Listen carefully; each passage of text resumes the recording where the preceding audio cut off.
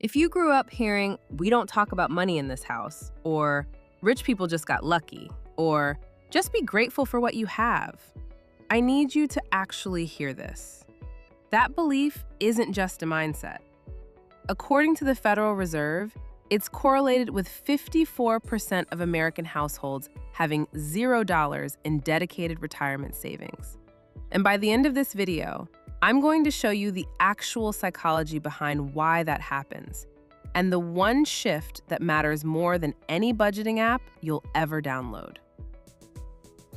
Let's start with where most people actually stand, because comparison culture makes everyone feel uniquely behind, and that's just not true. Median retirement savings for households under 35, $18,880. Across every age group combined, $87,000. And the number financial planners now say you need for a comfortable retirement in 2026? $1.46 million. That gap between $87,000 and $1.46 million is where most of us are living. And if Social Security is part of your plan, the average monthly benefit right now is about $1,975. That's not a retirement. That's a very tight budget. So if you've ever felt behind, you're not behind. You're normal. The system is just quietly assuming you'll figure out a 16 times gap on your own.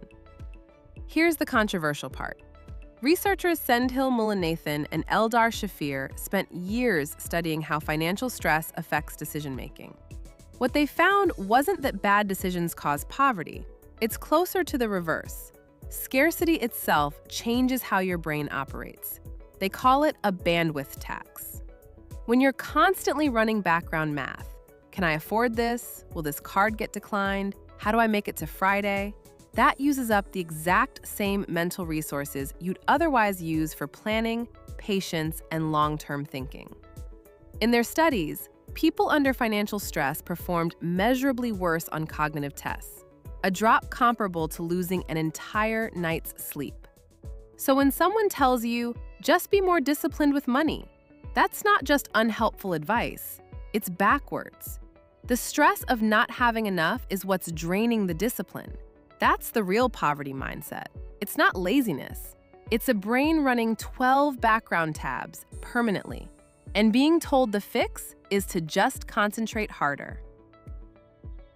Real quick, if you're just getting started or you're already deep into making money moves, I've got you. My description is packed with the exact tools and tips I actually use on a daily basis. Go check it out. And if something in this video sparked a question, drop it in the comments starting with Ask Carissa. I pull from those every single month and answer a batch right here on the channel. If you live in a city, this gets worse for a structural reason, not a personal one. Nationally, almost half of all renters, about 50%, spend more than 30% of their income on housing. In high-cost states like California, Florida, and New York, that number climbs even higher. So the classic advice, save 20% of your income, was written for a version of the economy where housing was a smaller slice of the pie. For a lot of people in cities right now, rent alone is already eating 40 to 50% of take-home pay before groceries, transit, or a single subscription. That's not a discipline problem. That's a math problem. So if willpower isn't the answer, what is?